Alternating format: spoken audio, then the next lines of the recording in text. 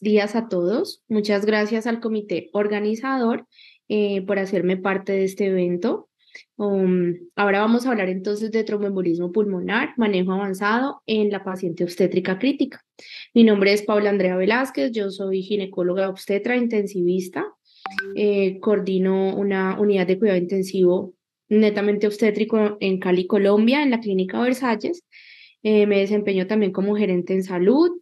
Soy miembro de la Asociación Colombiana de Medicina Crítica y Cuidado Intensivo, docente de universidades en los posgrados de ginecología y obstetricia y de emergenciología, y hago parte,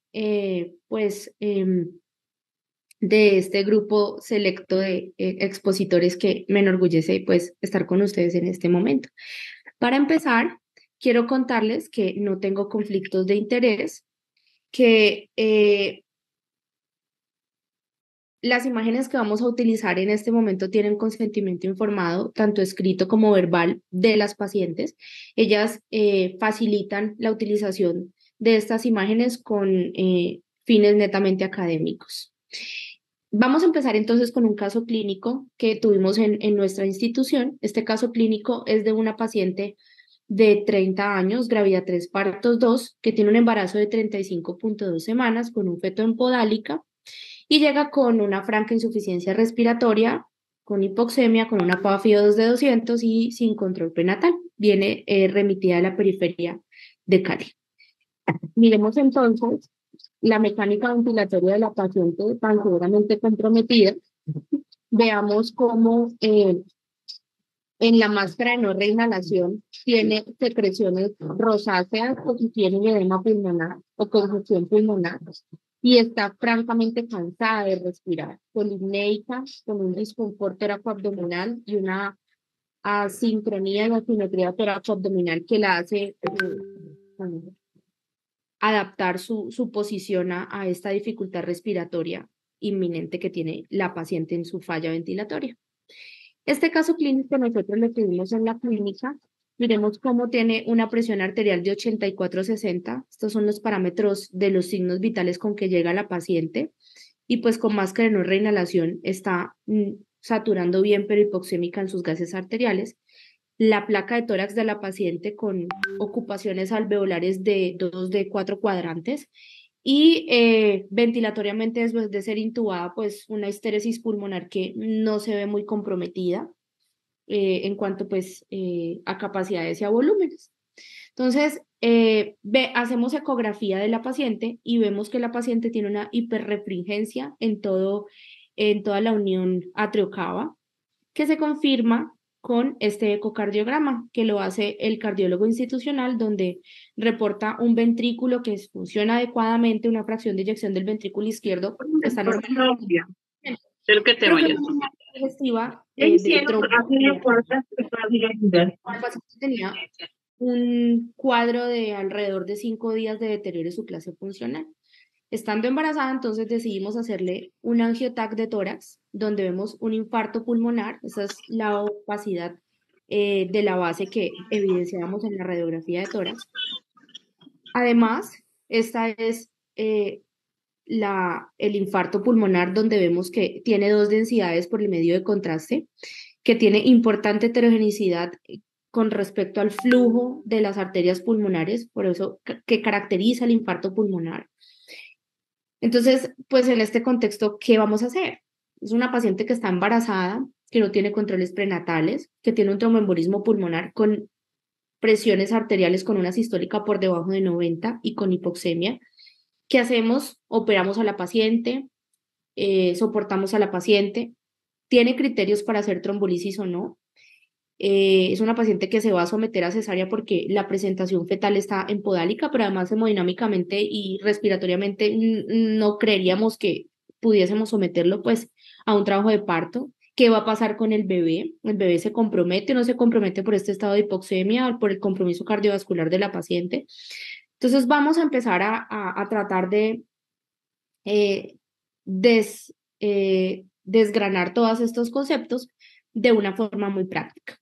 Para empezar, recordemos que el tromboembolismo pulmonar se presenta 900,000 casos al año y que 150.000 a 250 de estos casos están en pacientes hospitalizadas. El tromboembolismo pulmonar hace parte de las causas indirectas, la segunda causa indirecta de muerte materna, reportada por el Ministerio de Ciencias y Salud en el 2018. El tromboembolismo pulmonar causa el 10% de las muertes maternas y estando embarazada la paciente tiene 5 veces más riesgo de desarrollar esta patología y hasta 20 veces después en el posparto, con mucho mayor riesgo hasta 6 semanas posparto. El tromboembolismo pulmonar, pues es una emergencia cardiovascular que a largo plazo nos obliga no solamente a sospecharla, sino que la tenemos que diagnosticar. Además, porque el tratamiento oportuno y su diagnóstico, que puede ser complejo y comportarse desde diferentes escenarios, desde un hallazgo incidental con cambios mínimos cardiovasculares o sutiles, como por ejemplo dolor precordial o disnea súbita muy sutil, hasta un tromboembolismo pulmonar masivo que puede colapsar cardiopulmonar y hemodinámicamente a una paciente. Es por lo tanto una patología que nos obliga a encaminar no solamente enfocada en el riesgo para prevenir estas condiciones, sino para evitar el impacto cardiovascular y pulmonar que genera este tipo de patología en las pacientes que en nuestro contexto pues, son pacientes bastante jóvenes. Fisiopatológicamente hablando, pues sabemos que hay un embolismo de un trombo desde los miembros inferiores y muy frecuentemente, pero bastante subdiagnosticado en la región pelviperineal hacia las arterias pulmonares. Entonces, a nivel pulmonar, nosotros vemos que hay una alteración en la capacidad de difusión del oxígeno, de la liberación de CO2 y de la capturación de oxígeno eh, por el pulmón y vemos inicialmente una alcalosis, pero luego una hipoxemia a nivel pulmonar. Y además vemos que la interdependencia o la relación corazón-pulmón se altera. Entonces, fisiopatológicamente vemos que hay una obstrucción venosa del tracto de salida del ventrículo derecho. Esto genera claramente una hipertensión venoarterial que al generarse un flujo retrógrado no hacia las cavidades izquierdas, sino hacia las cavidades derechas, pues aumentamos el trabajo impuesto del ventrículo derecho. Este trabajo impuesto del ventrículo derecho genera dilatación del ventrículo derecho, dilatación del anillo de la válvula tricuspidia y dilatación de la aurícula derecha, lo que se manifiesta inicialmente como taquicardia. Después de esto vemos que al generarse dilatación y compromiso de la capacidad de eyección por el aumento de la presión de las cavidades tanto pulmonares como el trabajo impuesto del ventrículo derecho, genera unas repercusiones a nivel de las cavidades izquierdas. ¿Por qué? Porque hay un aplanamiento del septo interventricular. Este aplanamiento disminuye la capacidad contráctil por disminución del volumen telediastólico del ventrículo izquierdo y esto pues genera un compromiso que puede llevar a un colapso cardiopulmonar. ¿Cómo lo vemos? Pues al aumentarse la resistencia vascular pulmonar, a nivel del ventrículo derecho, pues hay hipoquinesia con dilatación e interdependencia ventricular con compromiso de la capacidad de deformabilidad de toda esta precarga del ventrículo derecho.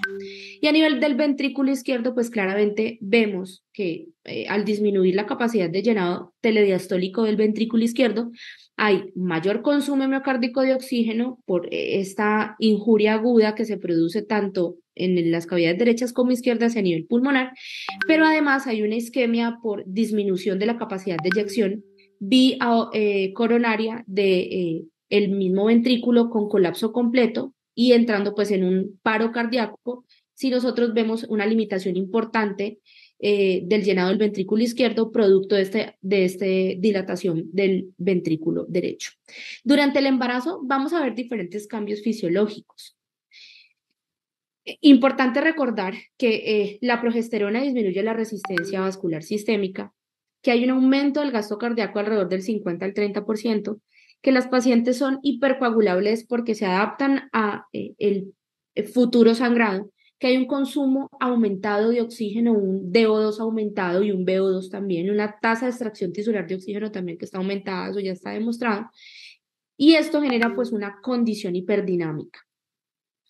Y cuando nosotros sometemos a una paciente o cuando la paciente presenta un tromboembolismo pulmonar, si la paciente se encuentra, por ejemplo, en un trabajo de parto, la Valsalva del pujo disminuye el retorno venoso, aumenta la presión de las cavidades derechas y esto genera mayor interdependencia ventricular, mayor colapso dinámico y restricción de llenado del ventrículo izquierdo y estas pacientes van a empezar a deteriorarse durante el proceso del trabajo de parto, sobre todo en edades gestacionales entre las 24 y 36 semanas, en donde el volumen cardiovascular y esta precarga pues es mucho más elevado que en otros trimestres. Pero además con cada contracción durante el trabajo de parto hay una autotransfusión de toda la perfusión miometrial y placentaria de alrededor de 50 cc, lo que aumenta el volumen sistólico alrededor de un 15 a un 20%. Entonces esto facilita una sobrecarga hídrica transitoria durante el trabajo de parto que pues impacta bastante en el proceso de un tromboembolismo pulmonar, que en este caso deberíamos de clasificarlo como masivo. Considerando todas estas variables fisiopatológicas, a partir del 2018 y ya muy estructurado en el 2023, se habla de un concepto del grupo PERT. El grupo PERT es un grupo de respuesta rápida acordado y constituido por diferentes especialidades capaces de generar una adecuada respuesta a todas las condiciones que suman tratar un evento tromboembólico masivo. Entonces, utilizando este concepto y utilizando la necesidad de transformar la visión del tromboembolismo pulmonar, donde nos incluyen el grupo de obstetricia y de obstetricia crítica como especialistas necesarios para constituir este tipo de equipos, pues claramente se ha evidenciado una disminución de la mortalidad. Esto es una publicación del 2023, de junio del 2023, en el Cardiology, donde vemos cómo antes de constituir equipos de post-PERT, vemos que la mortalidad pudo disminuir casi hasta en un 40% con respecto a antes de que se constituyeran este tipo de equipos. Y estos equipos básicamente están constituidos para hacer intervenciones tanto en tromboembolismo pulmonar que tenga un bajo riesgo, como en tromboembolismo pulmonar que se comporte como masivo, pero que no tenga hipotensión y que requiera de una intervención como masivo, como aquellos tromboembolismos pulmonares que se comportan como riesgo intermedio y que tienen muchísimo más riesgo de presentar a 21 días mortalidad por colapso cardiopulmonar, donde interactúan diferentes especialistas que dan un poco más de objetividad en cuanto a la práctica y a la toma de decisiones de las diferentes intervenciones que requiere este tipo de patología. Y se ha implementado de forma exitosa para no solamente objetivizar los conceptos, sino que debemos de homogeneizar la toma de decisiones en el tromboembolismo pulmonar. Claramente esto pues disminuye la mortalidad. Podemos utilizar en el embarazo biomarcadores como el dímero D, que claramente está sectorizado según el estudio YEARS que fue publicado en el 2018, donde en el primer trimestre vemos un punto de corte de 950 microgramos sobre decilitro, en el segundo trimestre por encima de 1.300 y en el tercer trimestre por encima de 1.700. Son puntos de corte para nosotros poder, además de sospecharlo, debemos de empezar el diagnóstico y siendo negativo en estos trimestres según este punto de corte, pues considerar otro tipo de diagnóstico. Tenemos un score que es el Wells modificado avalado para la paciente embarazada y que fue publicado en el American Journal de Perinatología del 2016, donde es exactamente lo mismo, un Wells por encima de 4, pues nos da una alta sospecha y obligados a tratar, y un Wells por debajo de 4 es poco probable y deberíamos de considerar otro tipo de intervenciones o descartarlo de una forma más objetiva.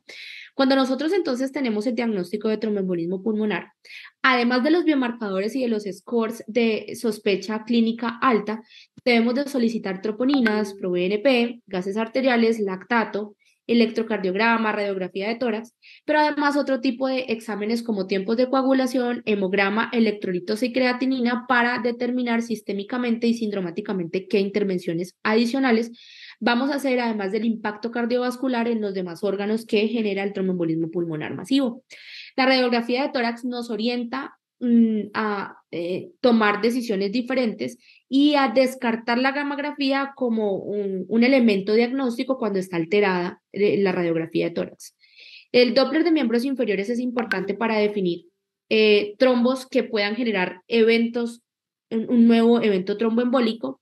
Y el angiotac, en este caso, sería importante considerarlo como método diagnóstico aval, porque pues claramente cuando tenemos cambios fisiológicos o no tenemos expertos que tengan la capacidad de leer adecuadamente una gamografía, pues no tenemos con objetividad este tipo de diagnósticos.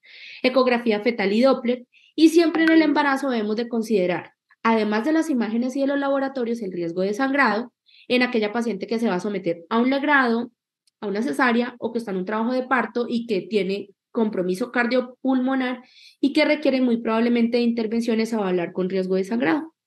El tromboembolismo pulmonar masivo o submasivo se define como aquel trombo que obstruye alrededor de un 30 a un 50% de la luz del tronco de la arteria pulmonar o del lecho pulmonar por varios trombos.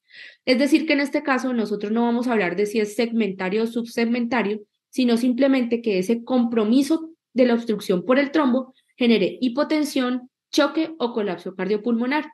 Y estas alteraciones hemodinámicas cardiovasculares y de intercambio gaseoso nosotros las tenemos que evaluar de forma objetiva, siempre determinando la presencia de disfunción del ventrículo izquierdo y derecho, de infarto ventricular o dilatación por sobrecarga cardiopulmonar de los dos ventrículos y de la hipoxemia, que en este caso, en esta subclasificación por debajo de 200, dice la guía, pues es un impacto a nivel del intercambio gaseoso importante. Por eso utilizamos ecocardiografía, el angiotac, donde podemos medir la relación de los ventrículos y el electrocardiograma para ver cambios dinámicos del ST o sobrecarga de las cavidades derechas como bloqueo de rama derecha, además del muy recordado S1Q3T3 que lo vemos solamente de un 3 a un 5% de la población. Marcadores como las troponinas para relacionarlos con injuria miocárdica o alteraciones de, el equilibrio entre el aporte y el consumo miocárdico de oxígeno, el ProBNP, que es un buen determinante de sobrecarga ventricular, sobre todo en las cavidades auriculares, y pues los gases arteriales previamente dichos. El tromboembolismo pulmonar masivo asociado a disfunción ventricular tiene un importante porcentaje de relación de deterioro hemodinámico que se convierte en un tromboembolismo pulmonar masivo y que finalmente tiene una mortalidad de un 58 hasta un 72%. Es por eso que nosotros tenemos que objetivizar esta evaluación y utilizar, por ejemplo, scores, que es el score de PESI de severidad en cuanto a esta patología, que nos ayuda a entender las intervenciones además de.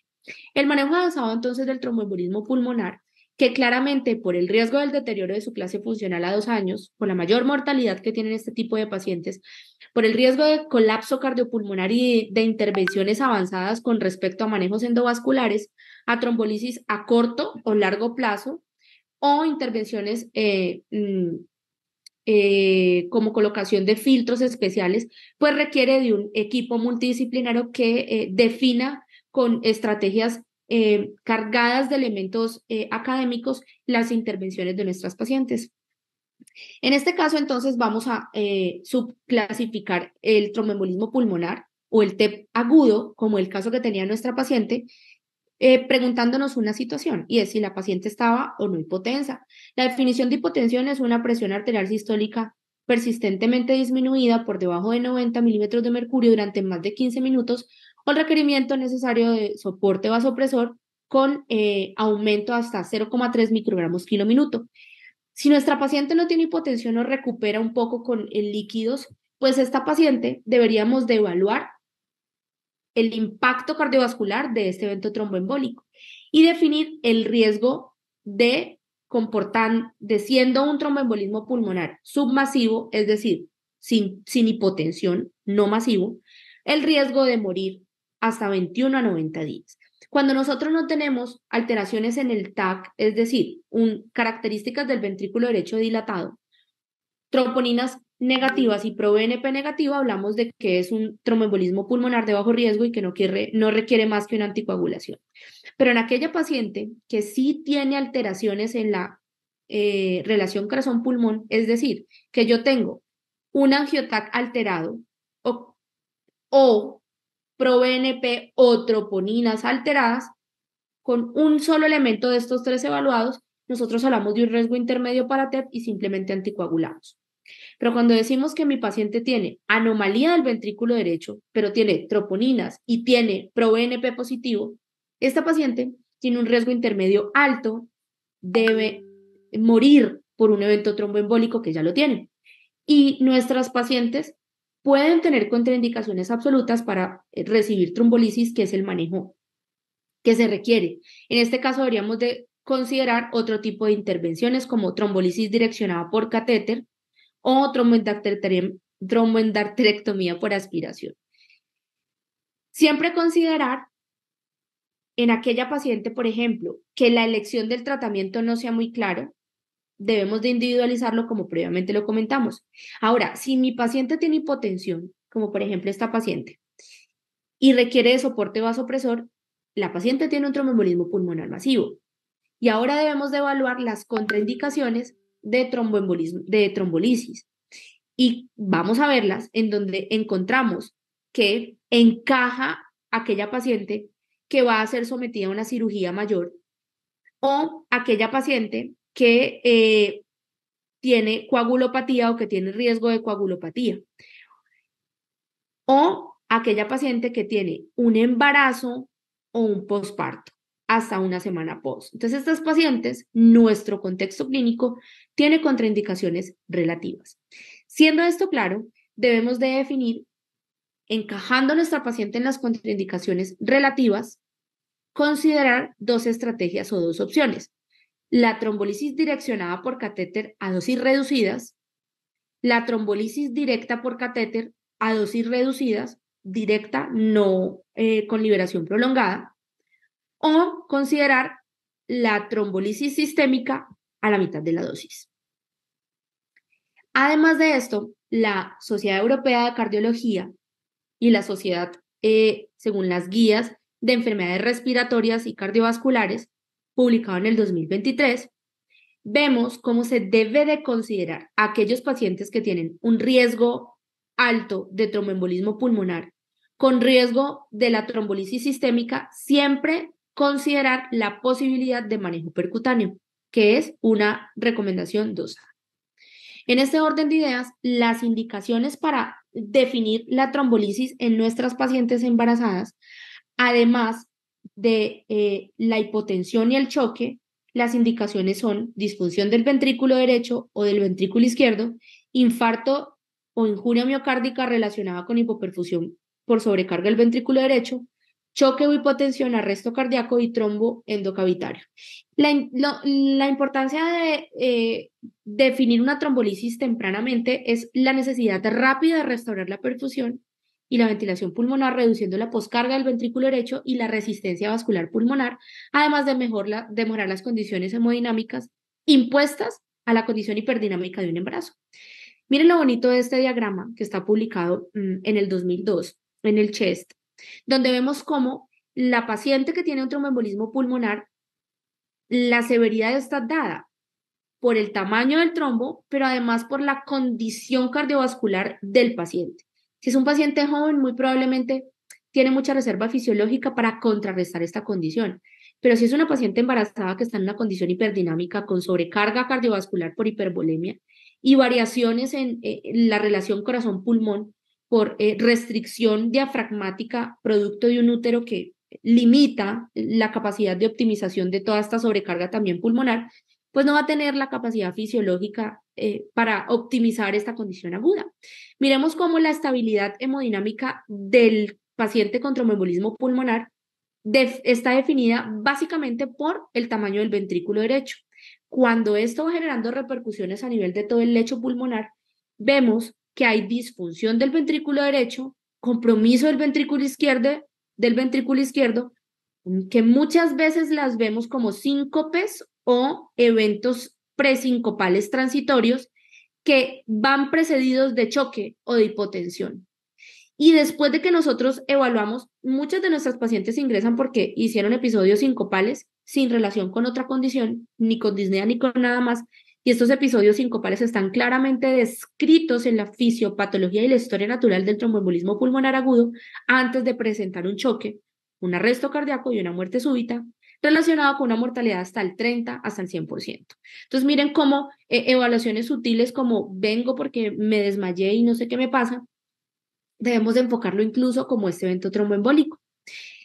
El sistema de elementos direccionados para optimizar la trombolisis facilitan la conversión del plasminógeno en plasmina y facilitan la degradación de fibrina que constituye el trombo que obstruye el flujo hacia el tracto de salida del ventrículo derecho. Debemos de considerar dos situaciones importantes en la trombolisis y el embarazo. La primera es el sangrado mayor por los efectos de la trombolisis, el efecto fetal sobre estos fármacos y la recuperación de la función cardiovascular. No existen scores que predigan el sangrado ni siquiera en la población general recientemente descritos. Este score, que es el Rieter, es un registro de pacientes que se hizo y se publicó en el 2008, donde definieron riesgo de sangrado como patologías periposoperatorias, falla renal, anemia, cáncer, otras patologías sobrepuestas al evento tromboembólico y mayor de 75 años, que podría de pronto ayudarnos un poco a discernir el riesgo de sangrado, pero en estas pacientes debemos de ser un poco más objetivos con respecto a riesgo de sangrado por cesárea, por legrado, por la coagulopatía relacionada con el propio embarazo y las repercusiones a nivel cardiopulmonar. Y los efectos a nivel fetal están definidos por qué tanto impacto tienen este tipo de medicamentos, es decir, los agentes trombolíticos con respecto al feto. Gracias a Dios, de los medicamentos que más utilizamos nosotros son el RTPA y el tenecteplase, que son medicamentos de un gran peso molecular que no pasan la placenta por el tamaño que tienen y no se asocian a teratogenicidad ni a coagulopatía relacionada con el feto. Estos son los estudios más frecuentemente comentados, donde son casos clínicos, reportes de caso, en donde se ha utilizado frecuentemente RTPA sin relacionarse a complicaciones maternas o fetales con respecto a la utilización de los medicamentos cuando lo requerimos. Cuando la paciente entonces tiene un tromboembolismo pulmonar y decidimos entonces hacer una intervención, además de definir la terapia trombolítica como estrategia de manejo, siempre debemos de considerar el soporte hemodinámico, además del enfoque trombo de fibrinolisis, dando soporte ventilatorio sin aumentar el trabajo impuesto del ventrículo derecho por sobrecarga de volumen, por sobrecarga de PIB, siempre enfocados en la estrategia de ventilación protectora, considerar la perspectiva de complicaciones o choque cardiogénico relacionado con tromboembolismo pulmonar, utilizando de forma temprana óxido nitroso, ECMO venoarterial y inodilatadores como por ejemplo el milrinone para mejorar la capacidad contráctil biventricular, la relación y la interdependencia ventricular, pero además también disminuir las resistencias pulmonares relacionadas con esta patología. Y finalmente optimizar la precarga y la poscarga con retos de volumen siempre direccionados por eco y utilización de vasopresor cualquiera que se requiera. Cuando nosotros entonces definimos que esta paciente tiene esta patología, a largo plazo debemos de continuar después de la terapia trombolítica con heparinas de bajo peso molecular y siempre debemos de descartar el diagnóstico de trombofilia, finalmente utilizando warfarina con metas de NR entre 2 y 3 si hacemos este diagnóstico.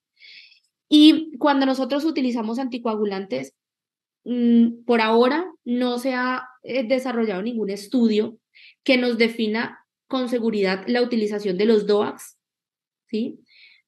Tipo Andenzaban, Rivaroxaban, Apixaban para prevención o tratamiento a largo plazo del tromboembolismo pulmonar en las pacientes embarazadas.